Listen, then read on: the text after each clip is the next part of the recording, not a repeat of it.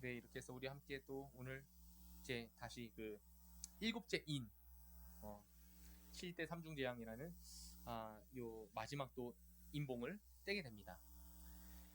이 인봉을 떼는 동시에 일곱 나팔 재앙이 동시에 이루어지게 되는 거죠. 그래서 오늘 말씀 봅니다. 1절에 보시면 여러분들 일곱째 인을 떼실 때에 하늘이 반 시간쯤 고요하더니, 자, 일곱째 인 이거 누가 떼는 거예요? 사도 요한이 뗍니까? 우리 일곱째 인은 어떤 의미라고 말씀드렸죠? 완전히 봉인됐었다고. 아무리 힘센 사람도 힘센 천사가 딱 호령하고 있어서 이 능력으로는, 우리의 어떤 무력으로는 할 수가 없었다라고 말씀드렸어요. 이것은 능력으로 떼는 게 아니라 자격으로 뗀다 말씀드렸고, 그 자격을 누가 갖췄어요? 죽임당한 흔적을 가진 어린 양. 그 뿔이 일곱이고 눈이 일곱인. 이게 무슨 뜻이었죠? 전지, 전능. 그래서 전지전능하신 하나님이란 뜻은 어떤 의미였어요? 여러분들 내 형편을 좀 도와주세요. 하나님 나 아시죠? 이게 전지전능이 아니에요, 여러분들. 어찌 보면 어떤 한 영역은 무당도 그 정도는 알아요, 여러분들. 그럼 전지전능은 뭐예요? 뭐가 선이고 뭐가 악인지를 완전히 알아야 돼요. 완전한 기준을 가지고. 그리고 그것에 대한 완전한 능력으로 영벌과 영원한 생명을 줄 수 있는 그것이 전능. 자, 이러한 맥락 안에서 일곱 인을 떼시는 것도 역시 죽임당한 그리고 다시 살아난 어린 양 예수 그리스도이십니다. 그 예수께서 마지막 그 구원, 하나님의 구원 계획의 마지막 인봉을 딱 뗐더니 어떤 일이 벌어져요? 첫 번째 벌어진 일이 뭐예요? 하늘이 반 시간쯤 잠잠해졌다. 여기서 하늘은 여러분들 지금 우리가 보는 이런 대기권이 아니죠. 천상이에요, 여러분들. 천상이 지금 원래는 시끄러웠잖아요, 여러분들. 기억하세요? 막 예배하고 있었어요. 그래서 막 예배하고 하나님을 찬양하고 24 장로들과 그 다음에 허다한 예배자들, 그렇죠? 14만 4천에서 환란을 통과해갖고 어린 양의 피로 인하여 그 어린 양께 순종해서 따라간 그 수많은 무리들이 하나님을 예배하고 있었다고요. 거룩하다 만군의 주 여호와여 하면서 막 예배하고 있었어요. 그런데 그 어린 양께서 마지막 인을 딱 떼시니까 그 모든 찬양 소리가 딱 끝인 거예요, 여러분. 막 시끄러웠던 그 찬양 소리가 끝났다고요. 무슨 의미일까요, 여러분들? 우리 계시록 18장 19절 보실게요. 비슷한 표현이 좀 있어요. 계시록 18장 19절.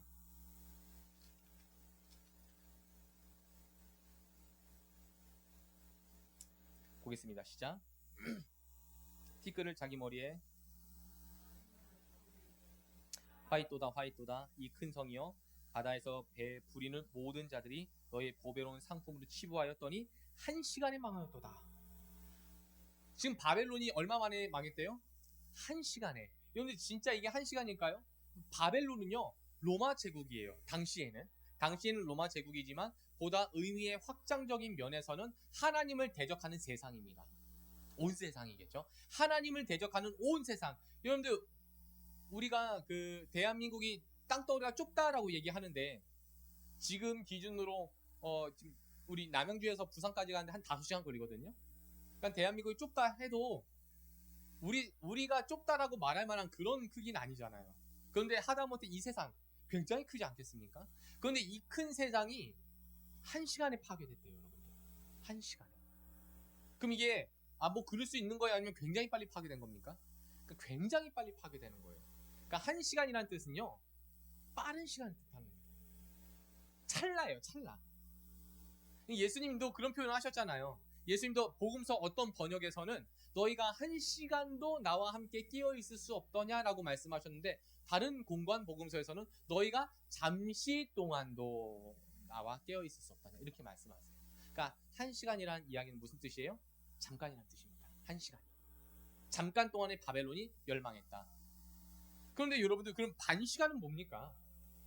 반 시간은 더 잠깐이겠죠. 정말 찰나인 거예요. 찰나. 아주 잠깐이지만 딱 끝인 거예요. 무엇이요? 하나님을 향한 우레와 같은 그 찬송 소리가 딱 끝나요.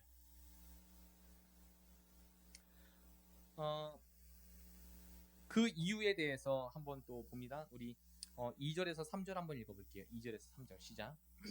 내가 보매 하나님 앞에 7천사가 서 있어 7나팔을 받았더라. 또 다른 천사가 와서 제단 곁에 서서 금향로를 가지고 많은 향을 받았으니 이는 모든 성도의 기도와 합하여 보좌 앞 금제단에 드리고자 함이라. 자, 4절에 보시면 이 향연이 뭐였어요? 결국 성도의 기도라.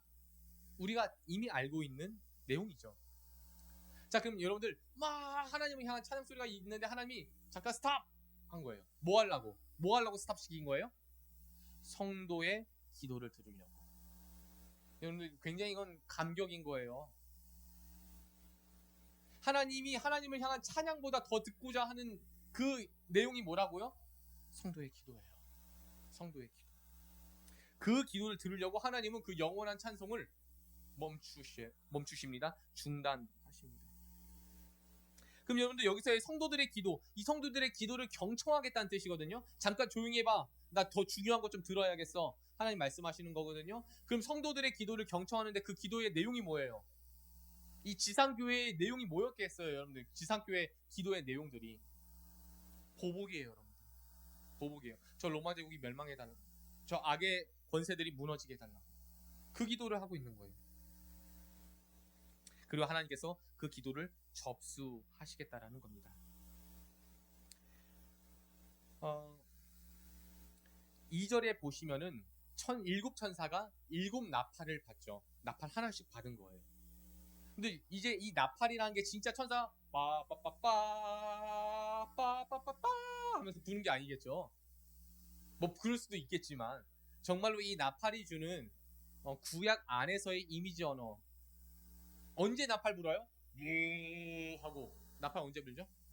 전쟁 때. 전쟁의 서막을 알리는 겁니다. 이제 시작하겠다라는 겁니다. 순교를 당한 성도들의 고통, 이 지상교회가 겪고 있는 그 아픔과 그 슬픔들, 세상에 대한 불의함들, 세상에 대한 부조리들, 성도들이 느끼는 그 억울한 감정들, 호소함, 이 모든 것들에 대한 접수가 이제는 완벽히 이루어집니다. 그래서 여러분들 우리가 지난 시간에 계시록 7장을 보실 때 지난 시간에 하나님께서 14만 4천에게 무엇을 찍어내셨죠? 인을 치셨어요. 인을 찍었어요. 이마에다가 인을 찍었다. 그 이마가 이 이마가 아니었죠? 뭐라고 말씀드렸죠? 우리 생각이라고 말씀드렸어요. 그런데 그 이마에 인을 치는 사람들, 그러니까 다시 말해서 14만 4천이라는 그 예표, 교회들, 온 교회들인데 그냥 교회가 아니잖아요. 어떤 사람들이었죠? 그 공통점이? 구약에서의 모티프는 무엇이었습니까? 에스겔 9장입니다. 교회 안에서 온갖 범죄와 타락과 하나님이 보시기에 가증한 일들이 이루어지는 것을 보고 자신들이 그것을 어떻게 할 수 있는 힘은 없고 그래서 하나님 앞에 울며 불며 교회의 회복을, 이 나라의 회복을 하나님 앞에 눈물로써 호소했던 그 하나님의 마음을 가진 자들, 그들을 향해서 하나님께서 베푸신 하나님의 호의와 은혜가 무엇이었습니까? 너는 내 것이다. 너는 나를 닮았다. 라는 표식으로 성령의 인치심을 부여하셨죠. 그래서 여러분들 여전히 우리가 붙잡아야 할 첫 번째 영적 교훈이라고 한다면은 우리는 이곳에서 하나님 앞에 하나님 나 정말로 부당한 대우를 받았어요. 나 정말 억울해요. 하나님 나 너무나도 슬프고 고통스러워요. 이렇게 하나님께 기도하라는 거예요. 하나님께. 그러니까 이걸 가지고 막 원망하고 불평하고 악평하고 비난하고 시위만 하는 것이 아니라 하나님 앞에 그 내용을 쏟아부으라는 거예요. 우리가 여기서 사람들에게 하소연하는데 그게 바뀝니까, 여러분들? 시위가 필요할 때도 있고 우리가 목소리를 높여야 할 때도 있을 겁니다. 분명히 그럴 때가 있죠. 그런데 이미 우리는 잘 알고 있어요. 그것은 사실 지연시키는 결과가 있을 뿐이지 그 뭔가 판을 뒤집을 수 있는 능력이 우리에게는 없어요, 여러분들. 혹시 우리에게 있어도 곤란해져요. 내가 하는 거니까.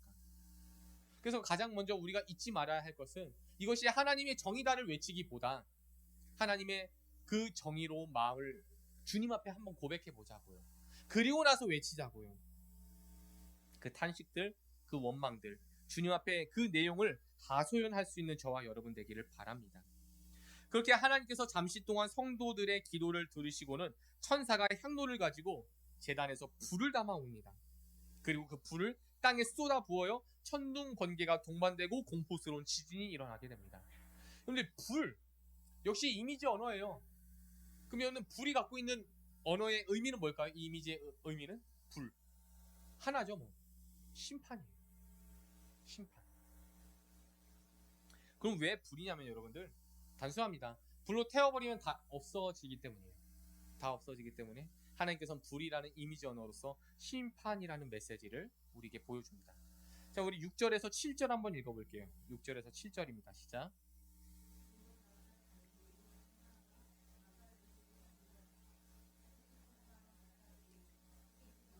불이 나와서 땅에 쏟아지매 땅의 3분의 1이 타버리고 수목의 3분의 1도 타버리고 각종 푸른 풀도 타버렸더라.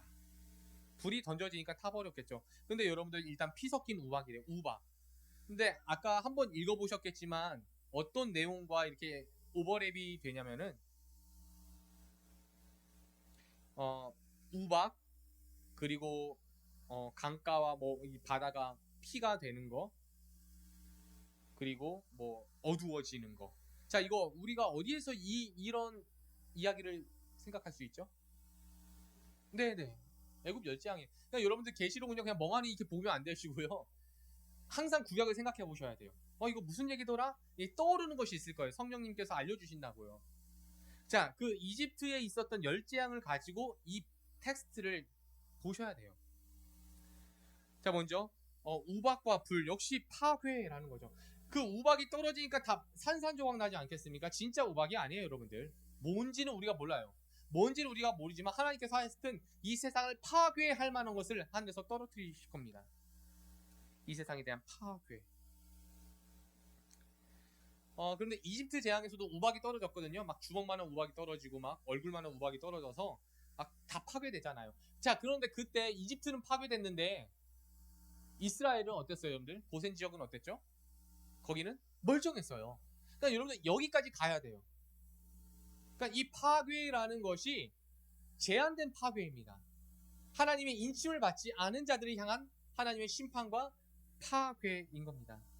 그러니까 이 메시지 안에서도 막 벌벌 떨 게 아니에요. 야, 그 우박 떨어질 때 우리도 다 죽는 거 아닌가? 혹시라도 이런 유로 메시지를 전하시는 사람이 있다면 여러분들 그냥 걸러들어도 돼요. 이집트를 생각해 보시면 우리가 이 메시지를 어떻게 대해야 될지 답이 나와요, 여러분들. 우리는 성도는 안전하다입니다. 정말로 어린 양의 보혈, 그 인치심을 바른 자가 맞다면은 안전하다입니다. 여러분들 기억하실지 모르겠지만 그 우박이 떨어졌을 때 이집트에 우박이 떨어졌을 때 뭐가 파괴돼요? 사람이 죽었어요? 맞아요. 농작물이에요. 농작물이 파괴된 거예요, 여러분들. 토지 소산물이 파괴된 거예요. 자, 그러면 이 심판이 가지고 있는 메시지도 똑같겠네요, 여러분들. 무엇에 대한 파괴이겠습니까? 생계에 대한 파괴입니다. 생업에 대한 파괴라고요. 제가 앞서 여러분들 생업과 본업에 대한 이야기 말씀드렸어요. 우리가 과연 생업에 더 치중하고 있는가 아니면 본업에 대해서 충실하고 있는가? 그래서 그날의 심판을 통해서 또 드러나게 됩니다, 사실상. 그래서 생업에 대한 생계에 대한 그 모든 것들을 하나님 파괴하시는데 역시 하나님께서는 완전한 파괴가 아니라 3분의 1을 파괴하시네요. 그 어떤 의도일까요, 여러분들? 자동차를 타고 가요. 제가 먼 거리 이제 성도님 신방하러 자동차를 타고 가는데 옆 라인을 보니까 아웃사이드 쪽에 차 사고가 났어요. 전복이 됐어요. 그래갖고 막 응급차가 와 있고 또 뭐 구급대가 와 있고 막 불을 끄고 있고 소방차가 자, 그 엄청난 제가 진짜 딱 한 번 자동차가 전소된 걸 봤거든요. 사고 났고 그냥 불구덩이 속에 있는 차 딱 한 번 봤어요. 트럭이었는데 정말 무섭더라고요. 정말로. 근데 그 주변이 불타는 게 아니라 그 차만 불타고 있어요. 뭐 도로 뭐 가드레일 여기 뭐 멀쩡해요. 그냥 그 차만 그냥 그 차에서 나오는 어떤 뭐 메탄 가스나 그 있겠죠, 여러분들. 그 차에서 메탄 가스가 나오고 새어 나오는 연료가 있으니까 그 차만 막 뒤집어 쓰고 있잖아요. 그 불이. 그러니까 마지막 날에 그럴 것 같아요, 여러분들. 우리의 죄가 끊임없이 막 솟구쳐 오르고 우리의 그 악이 끊임없이 막 제어되지 않으면은 그 악과 죄에 하나님의 심판의 불이 뒤덮여 버린다고요. 그럼 여러분들 그 모습을 보고 제가 운전하다가 어떤 생각이 들겠어요? 속도를 늦추고 좌우에 더 신경 쓰고 다시 한번 하나님께 또 감사하거나 또 기도하거나 일반적으로 그렇게 하지 않을까요? 결국 이것은 경고의 메시지인 거예요. 경고의 메시지. 그럼 여러분들 이 경고가 누구를 향한 경고겠어요? 이 경고가 믿지 않은 사람들에 대한 경고이겠습니까? 지금 이건 마지막 심판이에요, 여러분들. 마지막 심판. 하나님께서 우리가 나중에 보시겠지만 성전 문을 닫아버리고 이 심판을 하신다니까요. 성전, 여러분들 성전이라는 모티프는 어디서 가져오죠? 죄사함이에요. 성소, 성전, 거기에서 죄사함이 선포되는 거예요. 근데 성전 문이 닫혔다? 무슨 뜻이겠어요? 더 이상 접수받지 않겠다는 거예요. 회개? 이런 거 의미 없다라는 거예요. 더 이상 너희들에게 아무 기회가 없다. 무조건 심판이야. 지금 이 천상에서 일어나는 심판들은 거의 그런 모습들이에요. 자, 그러면 3분의 1이라는 것은 경고적인 완전한 심판은 아니라는 것을 우리가 이제 알겠습니다. 그럼 누구를 향한 경고겠냐고요, 여러분들? 지상교회입니다. 지상교회. 결국 생업에 치중하거나 아니면 그 어떤 억압과 외압 또는 세상의 유혹 그것을 결국 감당하지 못하고 넘어지는 이들, 그런 사람들이 없었겠습니까? 소위 말하는 배교, 이탈자가 없었겠냐고요. 분명히 있었을 거예요. 하나님 지금 그 안에서 경고의 메시지를 던지고 있어요. 특별히 생업, 생계, 아마 이런 메시지 아니었을까요, 여러분들? 예수님 믿는다는 것 때문에 가난하고, 예수님 믿는다는 그것 때문에 사회활동 제대로 못해요. 길드가 조합됐잖아요. 길드 조합이 됐으면 어떻게 해야 돼요? 야, 일요일날 우리 클린앤 할 건데 우리 집에서 같이 먹고 우리 집에서 같이 관계하고 우리 집에 같이 언약하자. 그렇게 하고 네가 나한테 과일을 팔면 난 너한테 고기를 팔게. 그럼 넌 나한테 생선을 팔아. 그럼 넌 나한테 포도주를 팔아. 이런 식으로 조합이 거기서 맺어져요. 그러니까 여러분들 크리스찬들이 술자리 가면은 혼자 맨정신으로 멀뚱멀뚱 아무런 유대 관계가 안 맺어지잖아요. 거기서도 2, 3년 더 있겠죠. 비즈니스가 걸려 있으니까. 그러니까 자연스럽게 예수 믿는 사람은 사회에서 도태되어지고 가난해요.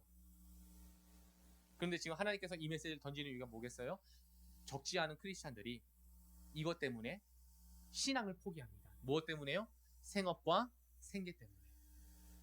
아, 그래, 그것만 아니면, 내가 예수 믿는다는 그 신앙만 아니면 조금 더 유복하게 살 수 있어. 풍성하게 살 수 있어. 조금 더 남한테 자존심 굴리지 않고 살 수 있어. 이 마음에 넘어지는 사람들. 좀 더 말씀을 보겠습니다.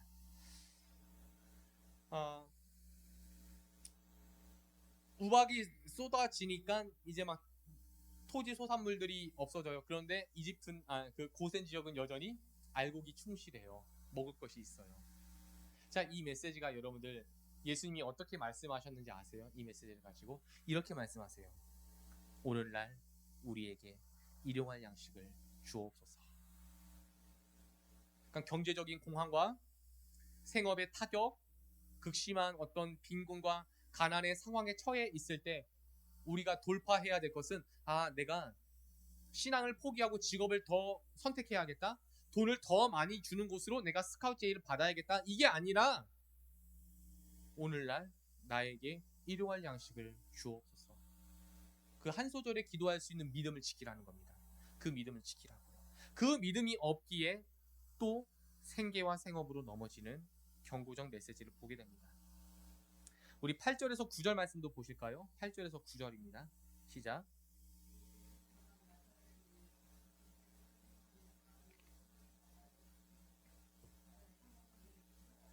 바다 가운데 생명 가진 피조물들의 3분의 1이 죽고 배들의 3분의 1이 깨지더라.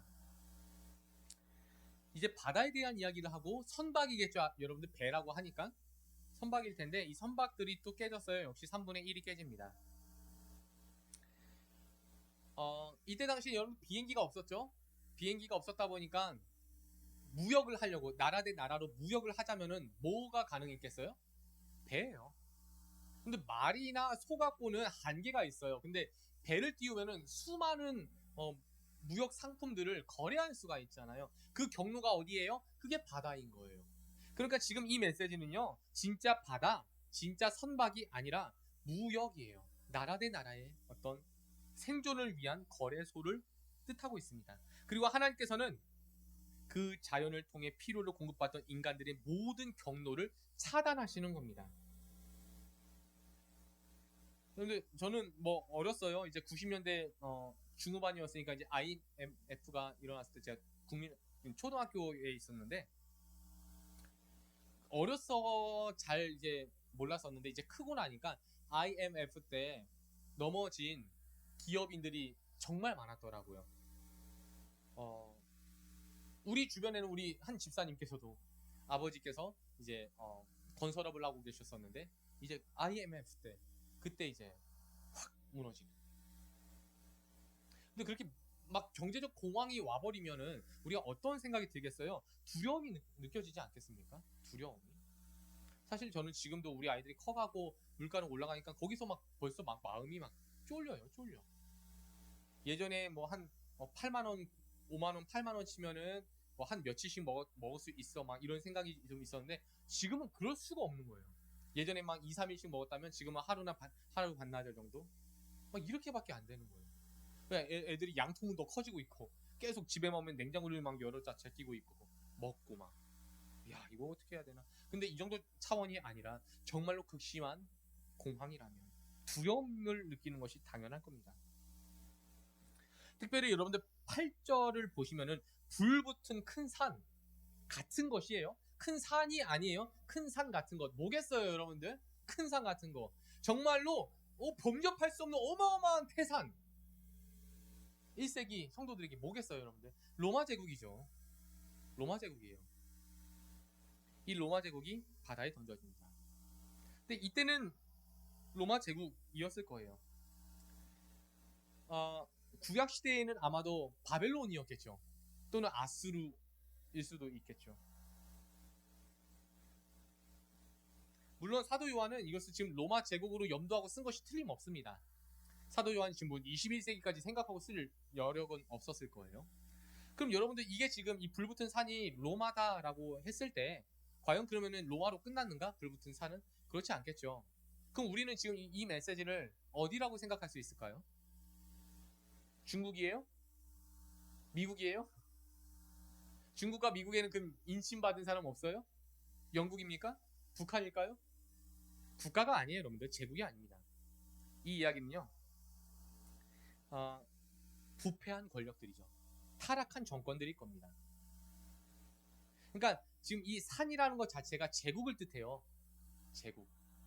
당시에는 산을 통해서 이제 경계를 지었잖아요. 강과 산을 통해서 나라 간의 나라를 경계선을 그었다고요. 그러니까 이 큰 산이라는 것은 아마도 로마 제국이었을 거예요. 그럼 우리는 지금 이것을 가지고 불붙는 산은 그러면 어디 대한민국인가 이게 아니라 저는 정권으로 우리가 해석할 수 있지 않을까. 정치 정권으로. 그럼 어떤 정치 정권이겠어요? 여러분 부패하고 타락한 데예요. 다시 말해서 하나님을 반역하는 곳입니다. 그곳에 하나님의 심판의 불이 붙는 거죠. 불이 붙으면 여러분들 회생이 불가합니다. 다 타버리고 없어질 거니까요. 그 정권이 뭐 예루살렘이든 로마든 조선이든 대한민국이든 상관없어요. 부패한 권력, 타락한 정권은 반드시 심판받게 됩니다.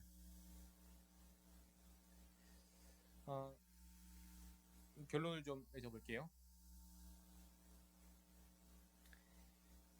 여러분들 우리가 인간으로서 먹고 살아야 할 이 식물계의 타락, 식물계의 어떤 파괴가 이루어지고 또 타락한 정권들에 대한 이야기. 그러니까 생업이잖아요, 지금. 그럼 정치는 뭘까요, 여러분들? 정치에 대한 이야기도 지금, 그러니까 정치 세력에 대한 이야기를 하나님 하신 거예요. 부패하고 타락한 정치 세력을 하나님께서는 제국으로 표현하시고 그 제국이 이미지로서는 큰 산으로 묘사되었는데 어쨌든 이것이 또 불붙어서 타버린다고요, 여러분들. 그리고 여기서는 어떤 3분의 1만 타는 게 아니라 전부 다 던져져요. 전부 다 던져져서 바다의 3분의 1이 피가 되는 거예요. 우리 같이 배경이 없고 어떤 철면피를 못 가는 사람들, 양심이 막 살아있는 사람들은요 정치를 못해요. 그렇지 않겠어요, 여러분들? 정치 당원도 못해요. 정치 당원도 못해요. 내가 뭐 정치적으로 뭐 국힘을 지지한다 또는 민주당을 지지한다, 지지는 할 수 있죠. 정치적인 성향이 맞으면 지지는 할 수 있죠. 근데 여러분들 당원 정도 할 수 있겠어요? 우린 그 정도도 못해요. 그만한 어떤 양심 뭐 아니면 뭐 마음가짐이나 태도 뭐 성향 이게 안 돼요. 근데 여러분들 만약에 사람 보기를 우습게 알고 양심은 이미 악마에게 팔아 넘겨버리고 나의 이득을 위해서는 무엇이든지 하겠다. 자, 이러한 마음을 갖고 있는데 이 사람이 돈도 있고 배경도 좋아요. 그럼 이 사람 뭐 하겠어요? 정치가 딱이에요. 이런 사람들 정치가 딱이에요. 이것도 생업인 거예요, 여러분들. 그러니까 지금 하나님께서는요, 어떤 서민들이 할 수 있는 생업과 또는 유력한 사람들이 할 수 있는 생업에 대해서 이야기하시는 거예요. 그러니까 모든 생업을 말하는 거예요. 단 두 가지로. 결국 먹고 사는 일입니다. 우리 10절에서 12절까지 한번 보실까요? 10절에서 12절.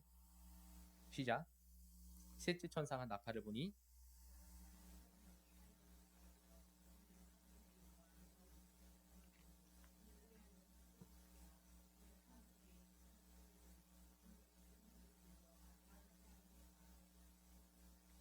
12절까지요.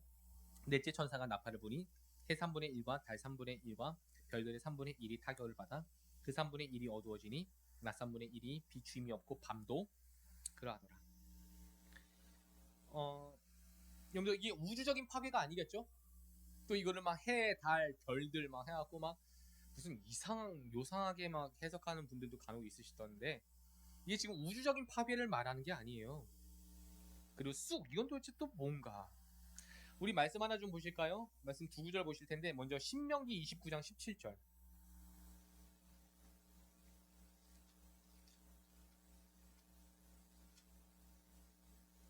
(29장 17절입니다) 여기가 아닌가? 17절에서 19절까지. 네, 17절에서 19절까지 시작. 너희가 또 그들 중에 있는 가증한 것과 목석과 은금의 우상을 보았느니라. 너희 중에 남자나 여자나 가족이나 지파나 오늘 그 마음이 우리 하나님 여호와를 떠나서 그 모든 민족들의 신들에게 가서 섬길까 염려하며 독초와 쑥의 뿌리가 너희 중에서 생겨서. 자, 거기까지 먼저 보시고요. 다음으로 아모스 5장 4절에서 7절이요.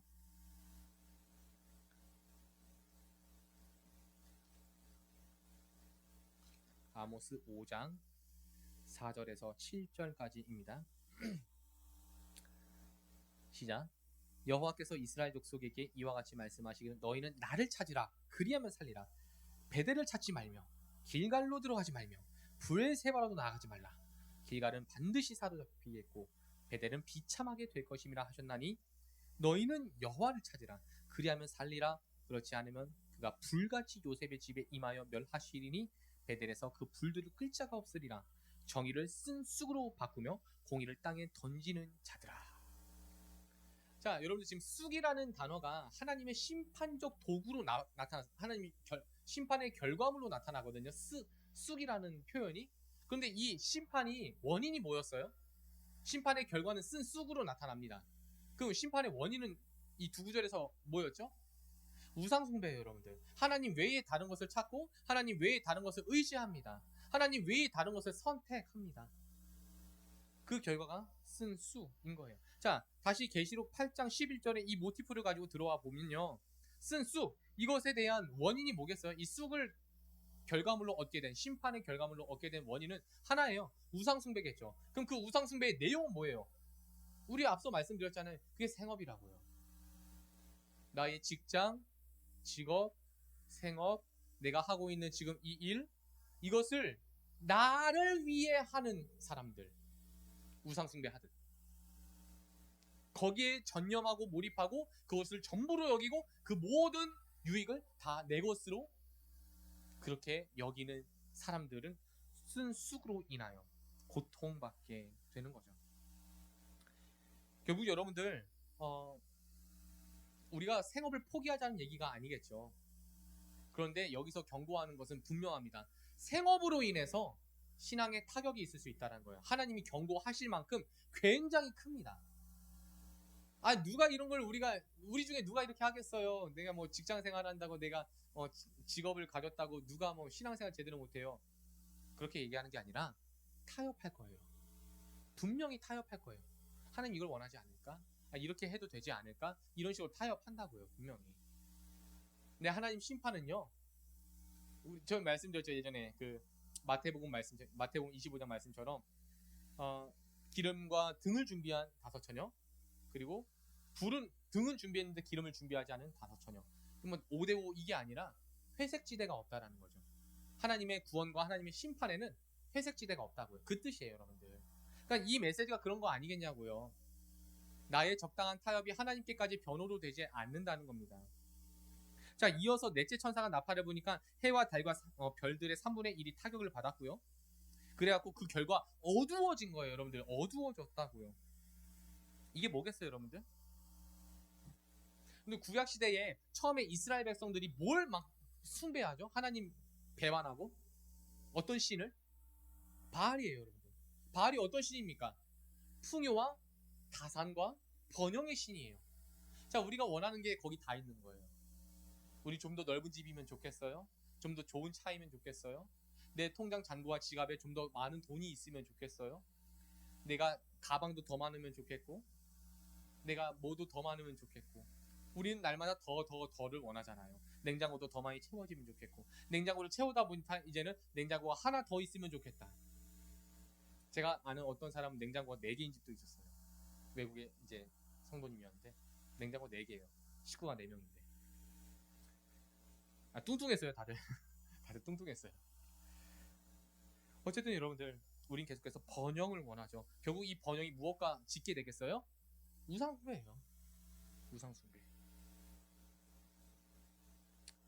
그런데 이 해, 달, 별, 뭐 이런 것들은요, 사실 바알, 그리고 그 바알이 구약 중기에서 말기로 가면서 일월성신이라는 단어로 성경에 쓰여집니다. 해가 있어야 어쨌든 농작물이, 달도 있어야 뭔가, 또 별도 있어야 될 것 같고, 비춤이 있어야 될 것 같고. 자, 이런 1월 성신, 결국 여러분들 우상숭배예요. 자, 이 1월 성신이 나중에 신약 시대에 왔더니 누가 된지 아세요? 그게 황제예요, 여러분들. 내가 1월 성신이다. 나만 신이다. 근데 지금 이 시대는 나를 신이라고 말하는 사람이 없잖아요. 허경영 빼고. 나를 신이라 말하는 사람이 없는데, 우리가 신처럼 모시는 어떤 대상은 있잖아요, 여러분들. 그게 뭐예요? 그게 돈 아니냐고요. 신처럼 모시는. 돈만 있으면 다 할 수 있다고 말하죠. 돈만 있으면 다 할 수 있다. 옛날 이 사람들은 뭐였겠어요, 그게? 그 신만 있으면, 그 신의 마음만 얻을 수 있으면 내가 다 할 수 있다라고. 그냥 자연스럽게 우리는 지금 돈을 신으로 섬기고 있는 겁니다. 그래서 이 마지막 결과가 무엇입니까? 13절을 읽어볼게요. 시작. 내가 또 보고 들으니 공중에 날아가는 독수리가 큰 소리로 이르되 땅에 사는 자들에게 화가 있으리니 이는 새 천사들이 불어야 할 나팔 소리가 나와 있다. 그러니까 저주. 이 세 가지의 저주를 이 독수리가 선포합니다. 누구에게 선포했어요? 땅에 사는 자들이에요. 땅에 사는 자들. 아직 3번의 재앙이 더 남아있기 때문입니다. 역시 독수리도 여러분들 이미지죠. 이 이미지인데 성경에서 독수리는 뭘까요? 두 가지로 표현될 것 같아요. 일단 긍정적인 이미지와 부정적인 이미지예요. 긍정적인 이미지라고 한다면 하나님, 그렇죠? 하나님의 어떤 능력, 왕, 뭐 이런 것들. 근데 부정적인 이미지도 있지 않아요, 여러분들? 독수리? 어떤 이미지죠? 부정적으로 따지자면 예수님도 그렇게 말씀하셨어요. 부정적인 이미지로. 무엇이 있는 곳에 독수리가 있다고 말씀합니까? 죽음, 시체들이 있는 곳에. 근데 지금 뭐가 나타난 거예요? 독수리가 나타났어요. 왜요? 땅에 사는 자들이 이제 어떻게 될 거니까? 죽을 거니까. 너희들이 이제 죽었어. 이 뜻이에요. 특별히 땅에 사는 자들입니다.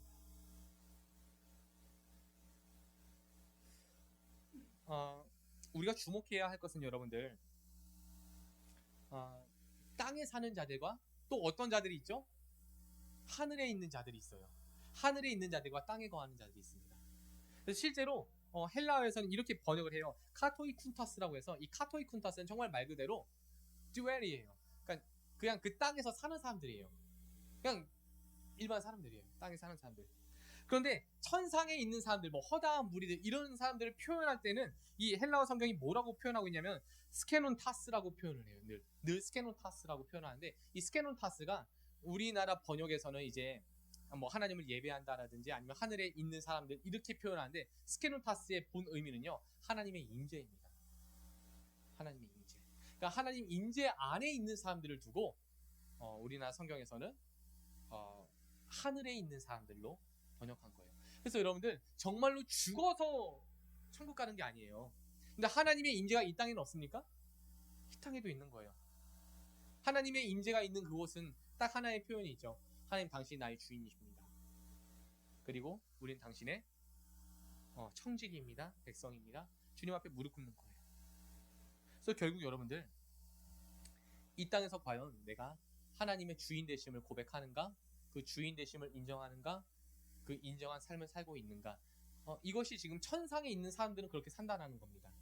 정말 죽어서 뭐 순교해서 하늘나라 가고 나이 들어서 하늘나라 가는 게 아니라 지금 이 지상교회 안에서도 하나님의 임재 안에 있는 사람들, 그 사람들이 또 우리 되기를 바라고요. 그렇게 살아갈 때 우리는 두려움이 아니라 평온함으로 살아갈 수 있는 이미 그 큰 복이 이루어진 줄로 믿습니다.